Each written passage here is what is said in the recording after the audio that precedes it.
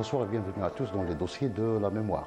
Nous allons ouvrir avec mon invité Kamel Beniaïch, journaliste et auteur de deux ouvrages remarquables sur le 8 mai 1945, un dossier exceptionnel ce soir. Il s'agit du dossier du lycée Mohamed Karouani, ex-Albertini, le lycée de Sétif, un véritable vivier de nationalistes. Nous allons revenir plus précisément sur la vie des militants avant le 8 mai 1945, pendant et après les massacres de Sétif en 1945. Monsieur Kamel Beniaïch, bonsoir. Bonsoir. Bienvenue dans les dossiers de la mémoire.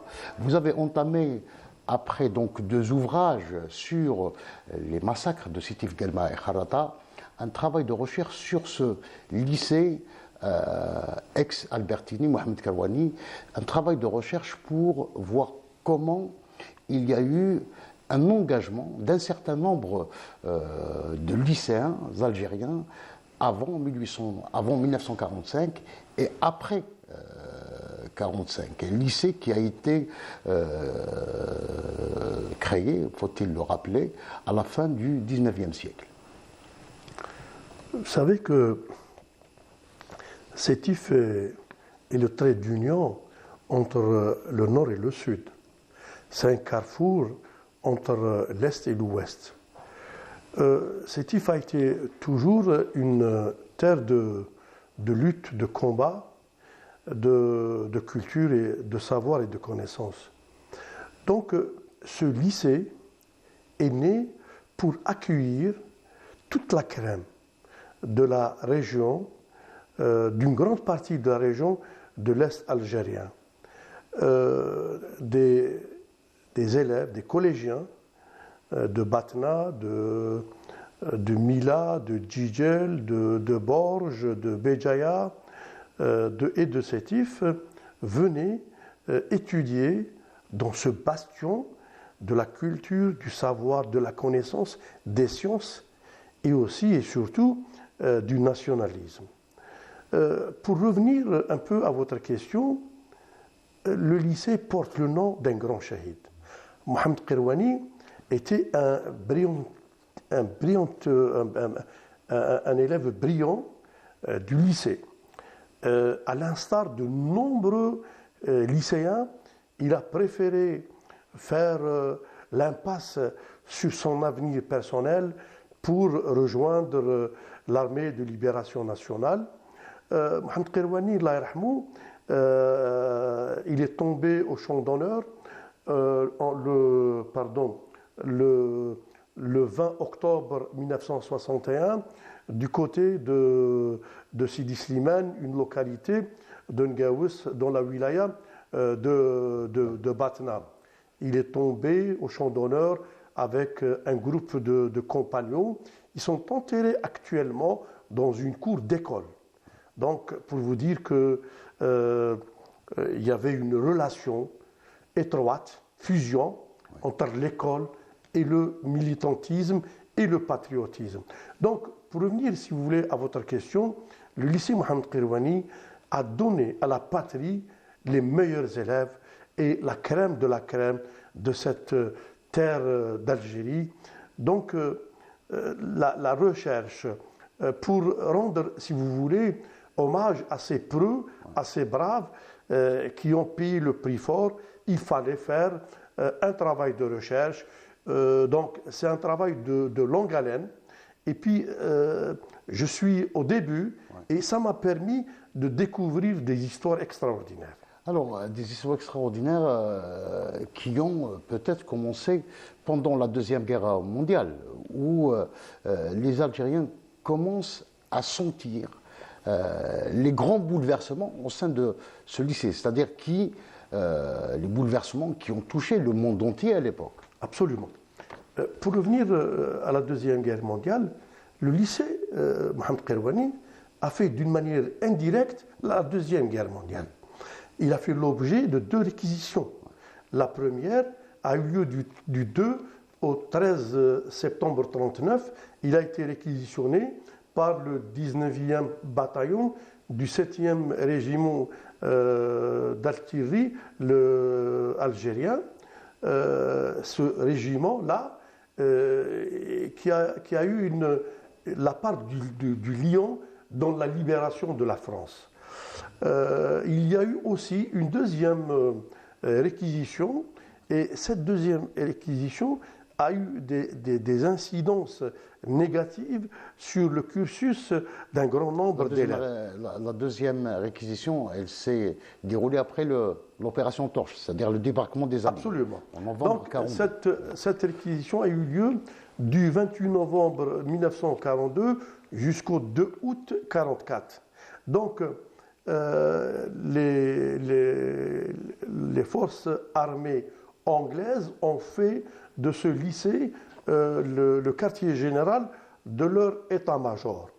Et cette occupation, entre guillemets, a obligé les enfants du pays profond à mettre entre parenthèses leur cursus scolaire. Et pour les externes, ils ont transféré les cours vers l'école indigène des garçons, actuellement CEM Alem Mansour, qui se trouve au cœur de la ville, non loin du lycée. Et l'effectif est passé de 700 à 400 élèves. Et je voudrais vous lire un passage de Benzine, qui a été Abdelhamid Benzine, qui a été une des victimes de cette occupation de son collège. Oui. Il disait, Abdelhamid Benzine disait,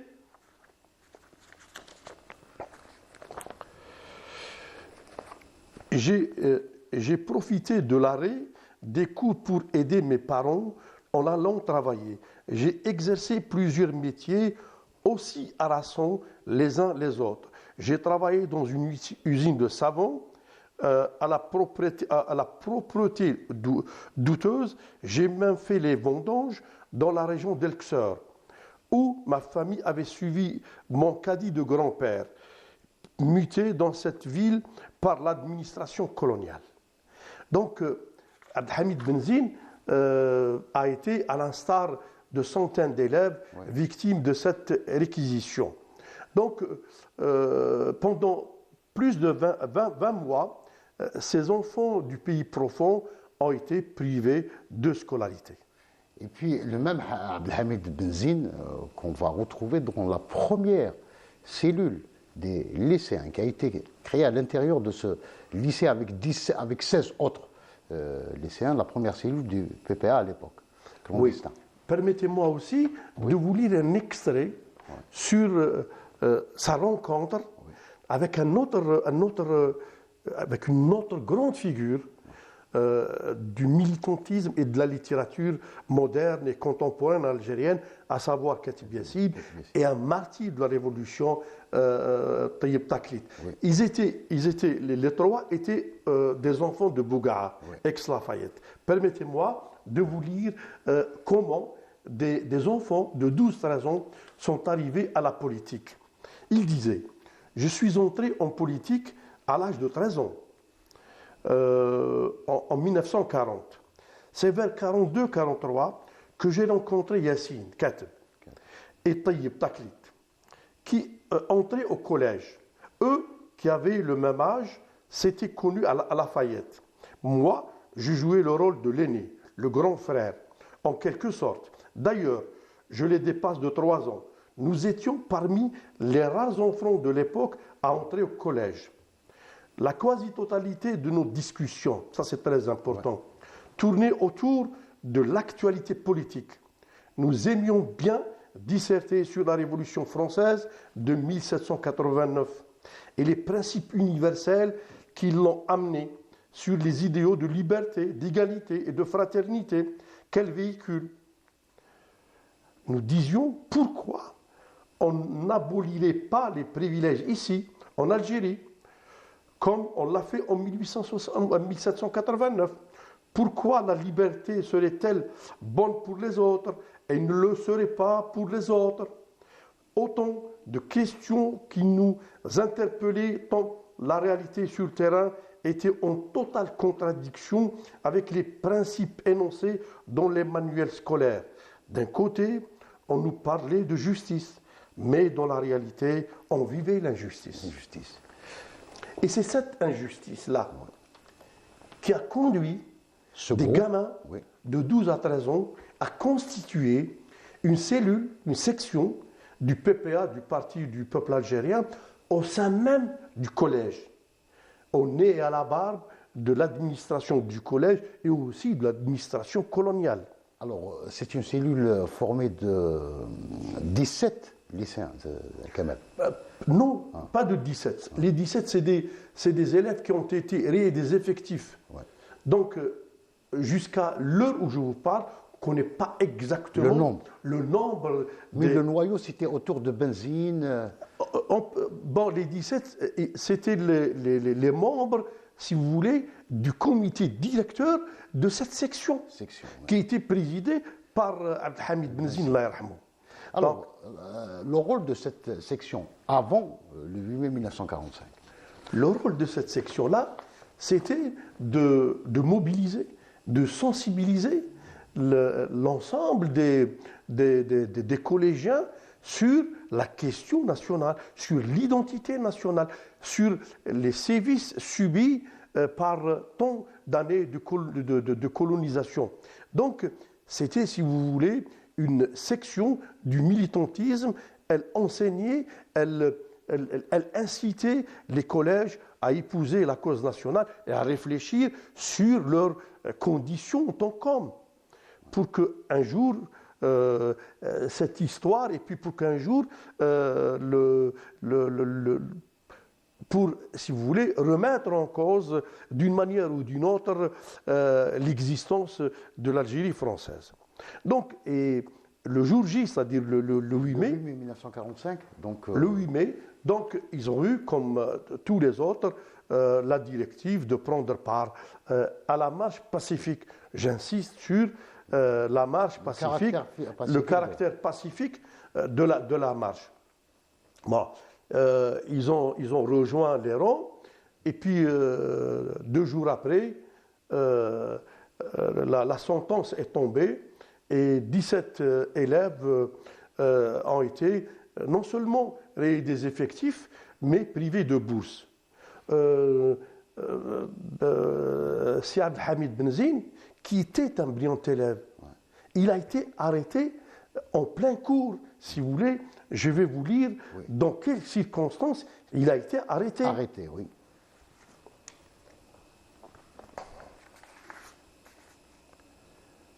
J'étais en cours de français. Le professeur commentait et donnait les résultats de la composition mensuelle de dissertation. Dans le couloir, des pas précipités et des éclats de voix se font entendre, laissant croire à une altercation. Le professeur agacé demande à un élève de fermer la porte. Des hommes étrangers à l'établissement discutaient bruyamment avec le principal. C'étaient des policiers. Ils étaient là pour m'arrêter, alors que je venais d'être classé premier en dissertation. Je n'avais jamais imaginé quitter un jour le collège définitivement entre 4 gaillards armés, les mains ligotées par des menottes. Quand nous arrivâmes au commissariat, Yassine y était déjà. Nous étions parqués comme des animaux dans un espace aussi étroit qu'insalubre. Comme il faisait chaud et que nous étouffions, il nous arrosait avec de l'eau puante. Déjà, ça nous renseigne un petit peu sur ces méthodes de l'administration coloniale à l'époque. Voilà. Donc, et puis, tous les autres lycéens, je peux même vous citer des noms, si vous voulez. Il y avait Blaïd Abdeslam, il y avait Taïb Taklit, Allah yarhamou, il y avait Sahir Mustafaï, le premier gouverneur de la Banque centrale d'Algérie, il y avait Mohamed Tahar Maïza. qui a rejoint par la suite l'Armée de Libération Nationale, un médecin. Nous allons revenir sur son parcours. Oui. Il y avait Ferhani Mohamedou Ammar, il y avait Nasreddin Lamriben, un autre médecin, il y avait Khouja, il y avait Abdelkader Zeriati, donc ils étaient 17. 17 oui.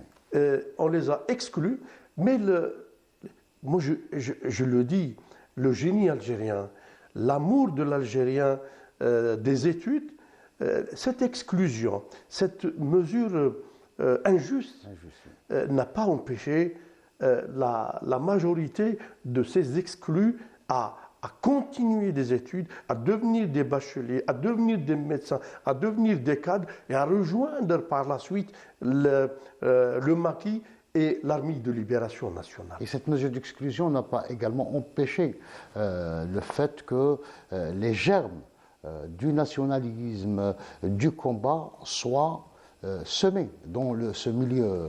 Elle a, si vous voulez, cimenté le sentiment. À l'intérieur. Oui, elle a non seulement, elle a eu l'effet inverse. Oui.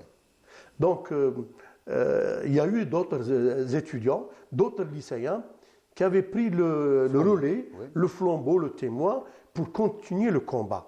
Et donc, c'est pour cette raison, moi je dis que le lycée Mohamed Kerouani est un lycée à part. Ce n'est pas du chauvinisme, mais c'est la réalité, c'est l'histoire qui le dit. Parce que par la suite, soit avant l'indépendance ou après l'indépendance, ce lycée-là a enfanté de grandes générations de cadres, d'intellectuels, des gens qui ont servi la nation d'une manière extraordinaire.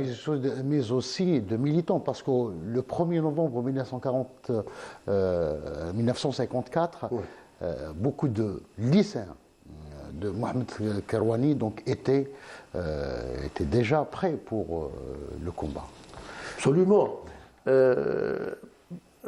Mes aînés vont me pardonner quand je dis que le 19 mai 56 a commencé le 8 mai 45. Pour la simple raison, ça me rappelle l'extraordinaire action entreprise par les élèves du lycée Ben Aknoun, actuellement le Mokrani, et à leur tête Sil Hossein Ait Ahmed Allah Yarhamou et d'autres. Donc, même de petits élèves de Bourj Bouarerij, 3 élèves qui ont été exclus pour la simple raison, ils avaient refusé de marcher dans le cortège officiel dicté et initié par les autorités coloniales. Donc, l'Algérien était préparé en mai 1945 pour en découdre et pour dire à la France et à l'Algérie française que le temps est venu pour passer le témoin et pour laisser cette terre à ses enfants. Donc, il y a eu par la suite de nombreux étudiants qui ont... étudiantes, oui. Qui ont rejoint les maquis. Moi, je voudrais m'attarder un tout petit peu sur l'histoire d'un martyr de mai 1945, Tayyip Taklit. Tayyip Taklit, un enfant de Bougaa. Il a rejoint, dès le déclenchement de la guerre de libération nationale, il a rejoint les rangs de l'ALN. Il a été arrêté en mars 58, le 5 ou le 6 mars 58, avec 7 compagnons. 5 jours après, ils ont été fusillés du côté de Boarouch et on a déterré leur corps qu'en septembre 62. Donc, c'est le symbole, Tayyip Taklit pour moi, est le symbole du militantisme et le symbole du sacrifice des lycéens et des étudiants. Pour revenir, il est presque impossible, je dis bien presque impossible, d'énumérer dans une Une seule émission. dans une émission d'une heure, la bravoure et les sacrifices de centaines de lycéens de ce monument, de cette institution du nationalisme. Moi, si vous voulez, je voudrais vous donner quelques noms. Quelques noms. Oui. Donc, on commence par l'un des. Le docteur. Moi, je pense au docteur Ben Abid. Docteur Ahmed Ben Abid. Ahmed Ben Allah Abid. yarhamou.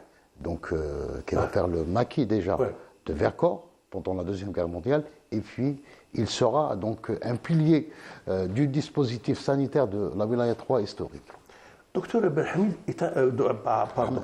Docteur Ahmed Ben Abid est un cas atypique. Ouais. Il avait à l'époque 47 ans. Ouais. Il a eu son bac à Kerouani, il est parti faire des études en médecine, est devenu médecin. Et bien, à l'appel du colonel Amirouche, il n'a pas hésité un seul instant à rejoindre les rangs de l'Aïlen au niveau de la Wilaya 3, où il a eu un rôle très important dans la constitution et la formation des services de santé de l'Aïlen. Je voudrais vous citer par exemple Maïza. voilà, Mohamed Tar Maïza. Ouais. Il a fait des études, il a été exclu en mai 1945, il a poursuivi ses études, il a eu son bac, il est parti en France, il a interrompu ses études lors de la grève de mai 56, pardon. Il rejoint l'Aïlen en Tunisie et il participe lui aussi. Je voudrais aussi vous parler d'un autre médecin, Nasreddin Lamriben. Il a fait la même chose lors de la grève de mai 56. Il interrompt ses études, il rejoint l'armée de libération nationale. Et si vous permettez, c'est une découverte pour moi. Je voudrais vous parler d'un cas exceptionnel. Un cas exceptionnel. C'est, je vais, pour ne pas me brouiller, je vais voir, mais voilà, docteur Nasreddin Ait Mokhtar. Oui. Docteur Nasreddin Ait Mokhtar, il a honté les nuits de la police française et de la DST. Donc, il a fait le lycée. Après le bac, il part en France, il fait des études. Il met entre parenthèses ses études lors de la grève de mai. Nasreddin Ait Mokhtar, alias Jean Cabanas, chef présumé de l'organisation spéciale de sabotage du FLN en France. Ouais. Il a donné du fil à retordre à la DST. Et il n'a pas été pris. Et donc, pour vous dire que ça, c'est un exemple atypique aussi. Ouais. Je voudrais aussi vous parler du docteur Chouki Moustaphaï. Oui. Il était membre du conseil de la santé de l'Aïlen en Tunisie. On a parlé du docteur Ben Abid. Il y avait aussi... Blaid Abslam, oui, qu'on retrouve en 56 également. absolument. Oui. Blaid Abslam avait commencé ses études supérieures en médecine. Oui. Et il était l'un des fondateurs de l'Union générale des étudiants musulmans algériens. Donc, je peux aussi vous parler d'un étudiant qui est tombé au champ d'honneur, un étudiant en médecine qui est tombé au champ d'honneur ici à Alger. Ouais. C'est Saadna Mohamed Abdelnour. Et il y en a beaucoup. Donc, je voudrais aussi vous parler. Tiens, vous parlez du docteur Rachid Belhoussin. Ouais. Il est tombé au champ d'honneur du côté de Mdjana avec la grande Moudjahida Raymond Péchard. Ouais. Rachid Belhoussin, Allah yarhamou, il est mort pour la patrie avec son frère. Il est mort en 57 et son frère Malek est décédé en 59. Donc, il y a des et puis, laissez-moi vous dire que des familles ont donné les meilleurs de leurs enfants. Moi, je vais vous citer deux exemples à cet effet. Ce sont des lycéens de Kerouani. Les frères Berchi, les frères Amarji Abbas, les frères Amarjia, pardon. Amarji Abdelkrim, Amarji Abbas. Amarji Abbas était à l'époque un professeur d'alexandrin, c'est-à-dire le latin. Oui. Et il était très brillant. Il était très brillant. Donc, pour vous dire que l'indépendance de l'Algérie, l'Algérie, pour son indépendance, a donné les meilleurs de ses enfants. Est-ce qu'on peut parler d'un phénomène lycée Kerouani, parce que la plupart des étudiants, des élèves algériens vont rejoindre le maquis ou bien participer d'une manière ou d'une autre à l'épopée libératrice, la guerre de libération nationale. La plupart. Hein. Oui. Moi, j'ai le sentiment, la conviction profonde que la révolution la révolution algérienne, oui, qui a été, disons, poussée, accompagnée, aidée, soutenue par la masse populaire, a été l'émanation d'une élite. C'est l'élite qui a donné une certaine dynamique. Parce que quand on voit le nombre de médecins qui sont tombés au champ d'honneur, le nombre d'ingénieurs, et là vous me faites, je me rappelle le sacrifice de Abdelhafid Ihdaden, oui, oui, premier ingénieur algérien du nucléaire. Oui. Il était lycéen à Kerouani. Oui.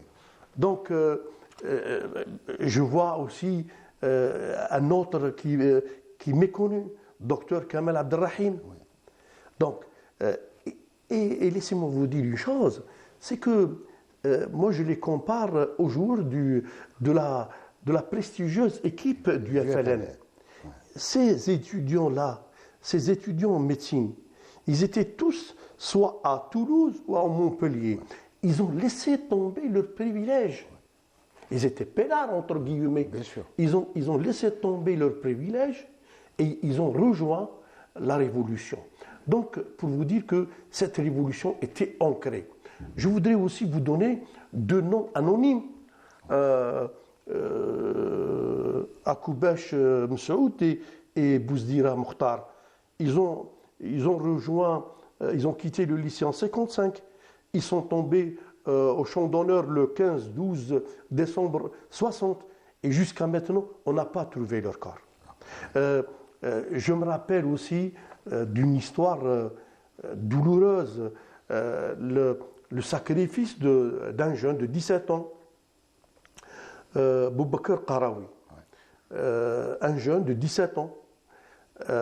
Il préparait avec ses amis, Mohamed Nasri, Abdelkrim Amroun, M. Hawassi, ils préparaient leur première partie du bac. Et il a été kidnappé en 61. On ne l'a plus revu. Donc il y a eu beaucoup de disparitions.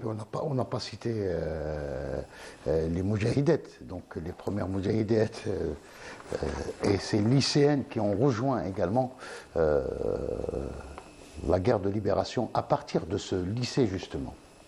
C'est le lycée des jeunes filles, Malika Gaye. Oui. Donc là, il y a une autre histoire, c'est une histoire fabuleuse. Donc il y a eu Malika Kharchi, oui, qui était lycéenne à Gaïd. Il y a eu Bouatoura, Myriam Bouatoura, qui était lycéenne à Malika Kharchi. Il y a eu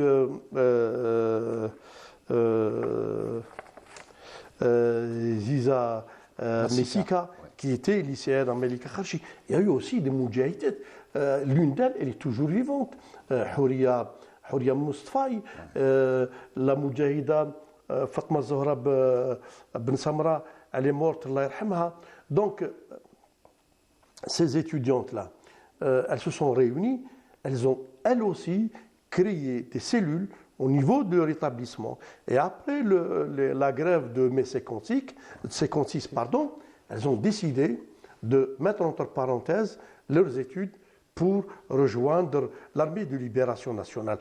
La particularité de ces moudjahidettes et de ces shahidettes, donc en rejoignant, contrairement, je dis bien contrairement, ouais, à d'autres jeunes filles qui étaient déjà infirmières de formation. Il y a un groupe de voilà. Et l'école paramédicale de Sétif a joué un rôle important dans le maquis. Donc, je pourrais vous citer le nom de Yasmina Charrad et d'autres. Oui. Donc, ce noyau de lycéennes n'avait aucune formation, n'avait aucune notion de médicale et de médecine. Donc, on les a formées au maquis et elles sont devenues de très grandes infirmières et elles ont joué un rôle important durant la guerre de libération nationale.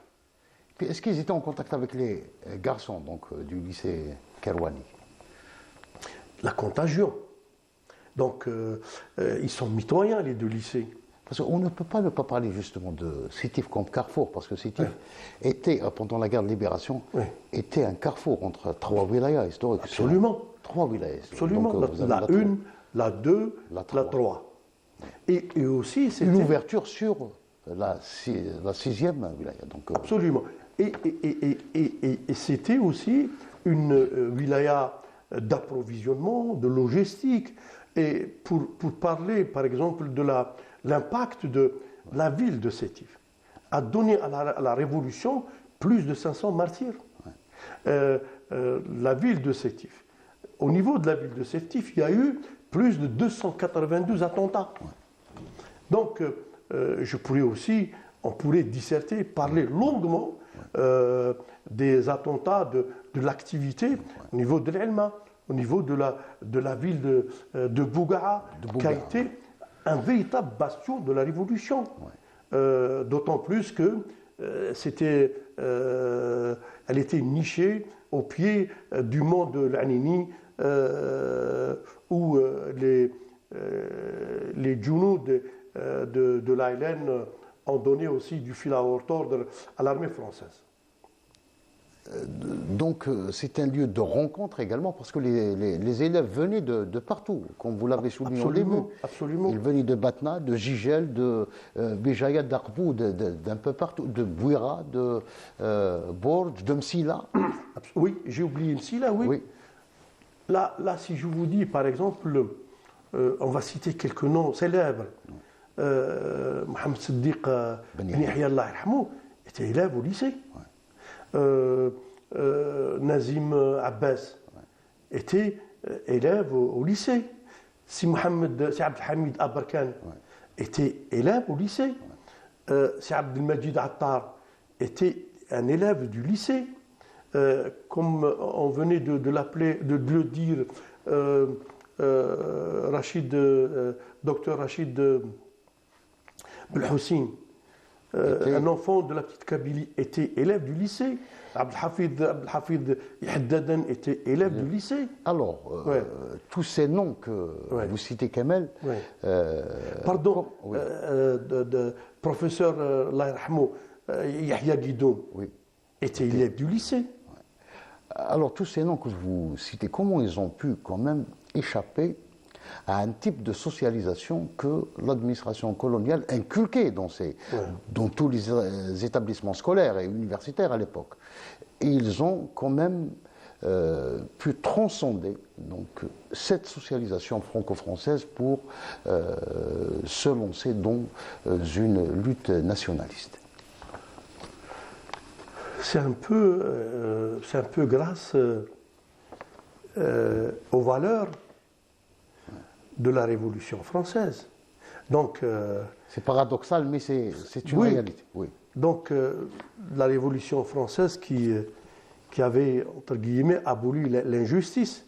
Donc, et à partir de là, et puis il y a aussi la transmission des aînés. Donc, quand tu as une personnalité comme Abdelhamid Ben Zine Allah yarhamou, donc, et puis, il y a eu en quelque sorte un peu de la contagion. Donc, la transmission de l'amour de la patrie. Et puis, la mixité, le brassage, les contacts entre les différentes générations. Et puis, je vais vous raconter une histoire qu'on raconte pour la première fois à la télévision algérienne. Avant la décision qui a été prise par les jeunes filles du lycée avant de partir. Ça, c'est l'histoire. Hein. Melika Kharchi n'était pas programmée pour partir, pour monter au maquis. n'était pas programmée. Elle assistait à la réunion entre Ben Samra, Maryam Bouattoura, Houria, et elle était avec elle. Donc, elle leur a dit, moi aussi, je vais monter avec vous. Et elle est montée avec le destin. Donc, elle ne pouvait pas ne pas rejoindre ses camarades. Et elle est tombée au champ d'honneur en grande martyre. Donc, ça, c'est comme ça, voilà. Parfois, on ne peut pas expliquer des phénomènes. Et puis, l'injustice ne ramène que, comment dirais-je, la rébellion. Ouais. Voilà. Alors, tout à l'heure,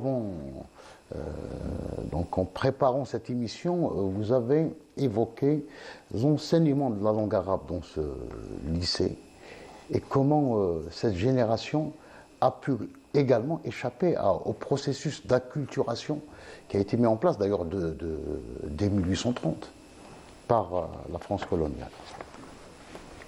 En 1830, l'Algérie avait à Alger 100 écoles.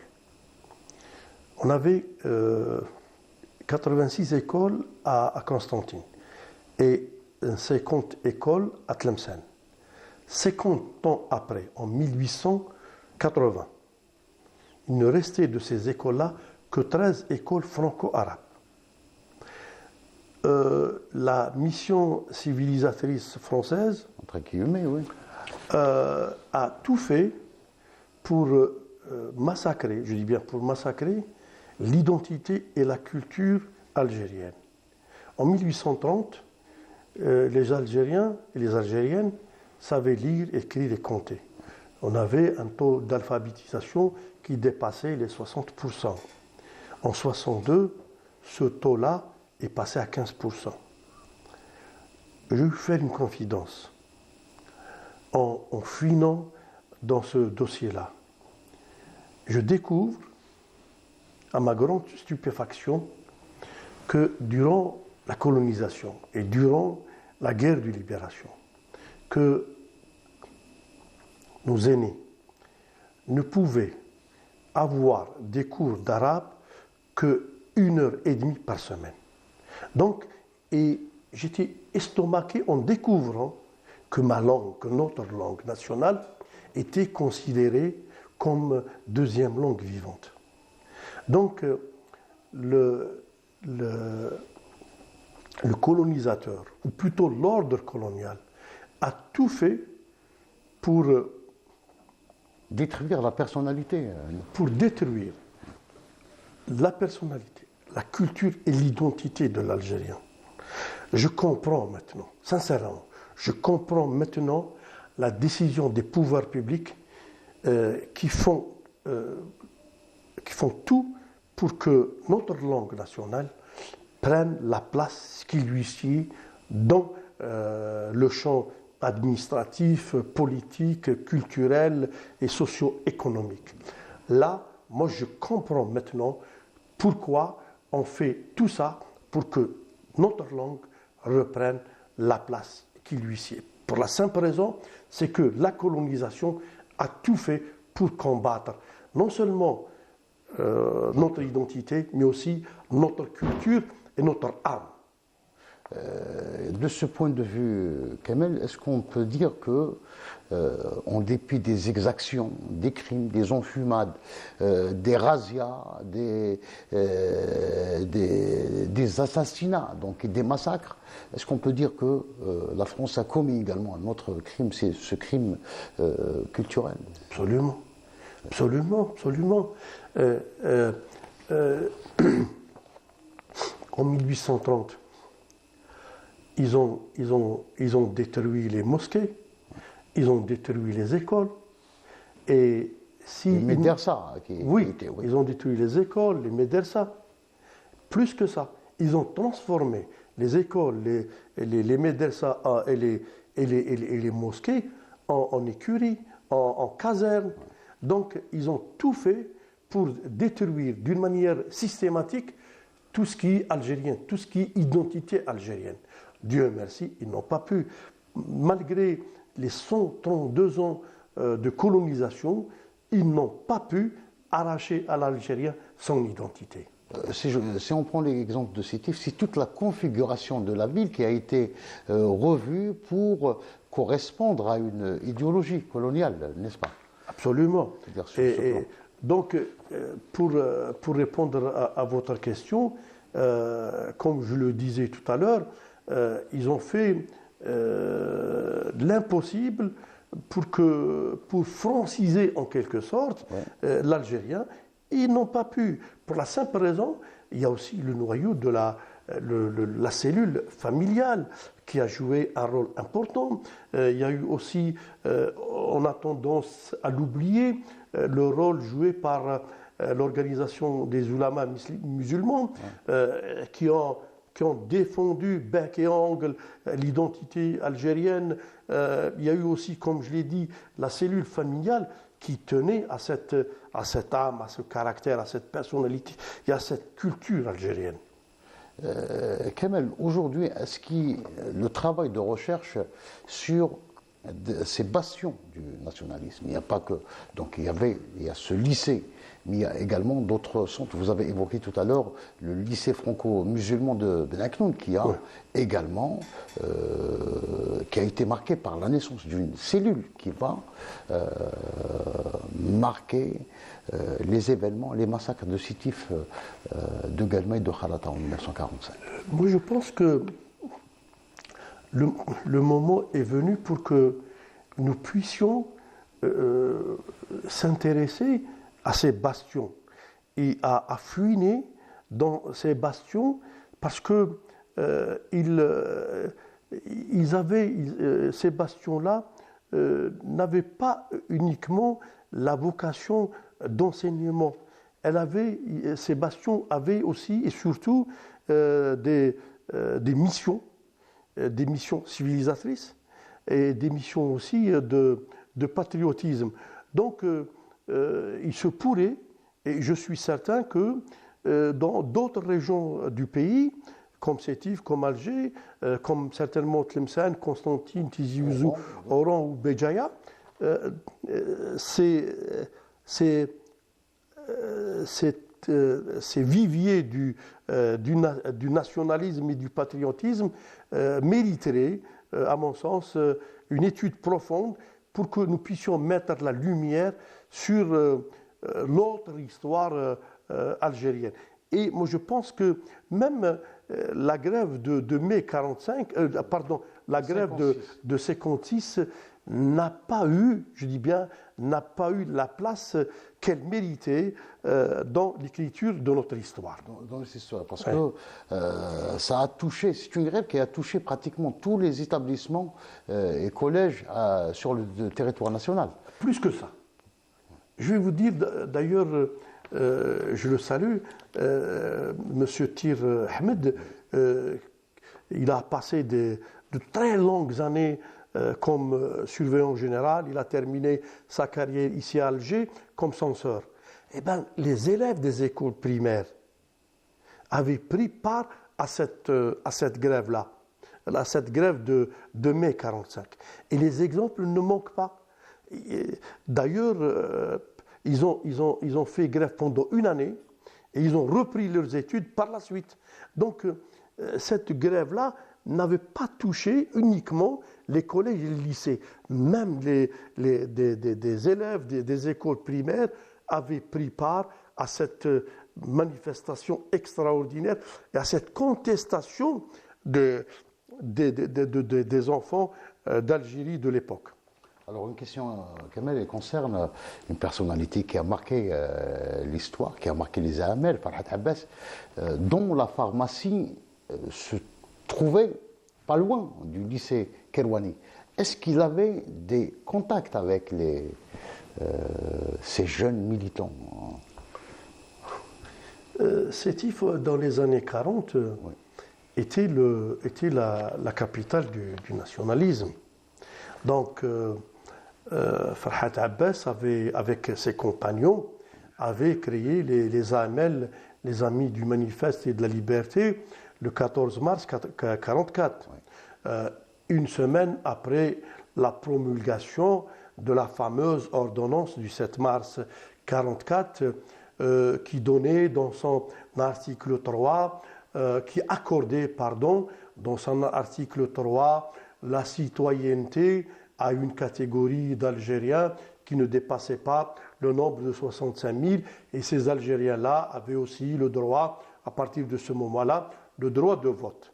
Donc, Farhat Abbas avait des contacts absolument avec l'élite, l'élite de l'époque, pas uniquement de Sétif, de toute la région, parce qu'on lui rend des visites, des gens de Constantine, des gens de Batna, des gens de l'Elma, de Djidjel aussi, de l'Elma, où s'est installé Dr Mohamed Lamine de Bari.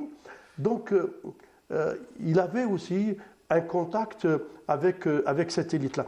Laissez-moi vous dire une chose qui est très importante. Même pendant la guerre de libération, si vous voulez, on revient au lycée. Il y a eu c'est un lycée rebelle en quelque sorte, parce que ces élèves étaient des rebelles. Il y a eu des accrochages avec des élèves, des colons, des Européens. Il y a eu même des opérations de vol de matériel qui ont été acheminées vers le maquis. Et donc, ce lycée-là, même pendant la guerre de libération, continuait à militer et à inculquer à ses élèves le patriotisme et l'amour de la patrie. Sétif, ville sportive par excellence, notamment durant les années. Est-ce qu'il y a eu justement entre ce lycée et le mouvement sportif des passerelles, des liens, Kamal? On ne peut pas ne pas parler du sport et de la révolution à Sétif quand il s'agit de Sétif. Maître Koussim, Allah yarhamou, qui était un grand avant-centre de l'entente, était un élève du lycée. Matem Lounis était professeur d'éducation sportive au lycée. Salih Abdelhamid a étudié au lycée. Saïd Bendris, un grand entraîneur de volley, il est arrivé, il est devenu par la suite un des entraîneurs nationaux de l'équipe nationale de volley, était un enseignant au lycée. Le lycée avait une très grande équipe de basket. Et puis, laissez-moi vous dire, en parlant de ce lycée, moi je voudrais citer deux personnages qui ont marqué cet établissement. Je voudrais aussi, d'une manière ou d'une autre, rendre hommage à Cizarroug, Allah yarhamou, Maïza. Ce monsieur a passé 60 ans de sa vie au lycée.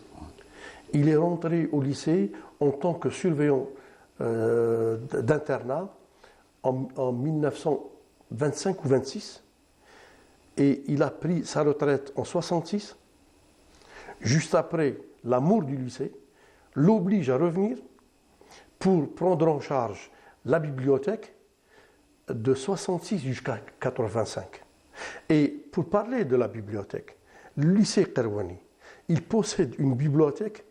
En avril 2006, il avait une bibliothèque, dans sa bibliothèque plus de 14 000 ouvrages, dont certains datés du XVIIIe et du XIXe siècle. Je voudrais aussi rendre hommage et parler d'une personnalité illustre, un grand proviseur, c'est Abdel Baqi El-Khal. D'ailleurs, c'est le premier proviseur de l'Algérie indépendante. Il a pris les rênes du lycée en 1964. Pendant 12 ans, le lycée a connu les années fastes de son existence. Et pendant ces années-là, le lycée rayonnait. Et M. Lekhel était une personnalité à part. Il était à la fois respecté, estimé et craint par ses élèves. Donc, Mohamed Kirwani, c'est une histoire à part dans l'histoire de l'Algérie et de Sétif. Une histoire qui n'a pas encore révélé tous ces secrets. Oui. Et c'est le travail que vous êtes en train de faire, Kamel, donc un travail de longue haleine que vous avez commencé avec déjà ces deux enquêtes remarquables sur les massacres du 8 mai 1945, Sétif, la fosse commune, comme premier ouvrage, et puis vous avez la vérité, le deuxième ouvrage, La vérité mystifiée. Je sais que vous préparez encore des livres qui concernent cette période. Précisément. Oui, je remercie Canal Algérie pour son invitation et pour m'avoir de tout temps ouvert ses chaînes et ses portes. Je voudrais vous donner la primauté de l'information. Je suis en train de revoir le premier ouvrage Sétif, la fosse commune, corrigé et conforté, d'autant plus qu'il est très demandé par les lecteurs. Ouais. Ça, c'est une opération urgente. La deuxième, très importante à mes yeux, c'est parallèlement, je suis en train de préparer un troisième ouvrage sur les massacres du 8 mai 45, et ça, c'est les massacres du 8 mai 45 par les documents. Donc, j'ai une quantité importante d'archives surtout, et pour mettre à nu la falsification des porteurs de la mémoire coloniale.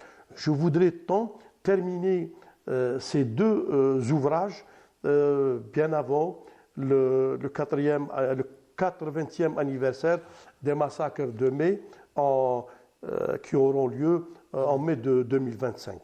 Donc, parallèlement, avec cette enquête et ce travail sur le lycée, je le fais avec deux anciens élèves de l'association. Moi, je ne suis pas un élève du lycée. Moi, je suis un élève du lycée Ibn Rachid. Donc, je le fais avec Toufiq Ghasmi, que je salue, et avec Abdelrahman Lamish, et aussi avec l'aide de tous les anciens élèves du lycée qui me prêtent aide, soutien et assistance. Ce sera le mot de la fin, Kamel, de cette émission. Je tiens à vous remercier vivement d'avoir répondu à cette invitation. Questions. Je tiens à remercier également l'équipe technique du Studio 7 qui m'a aidé à préparer cette émission. Excellente soirée et à bientôt.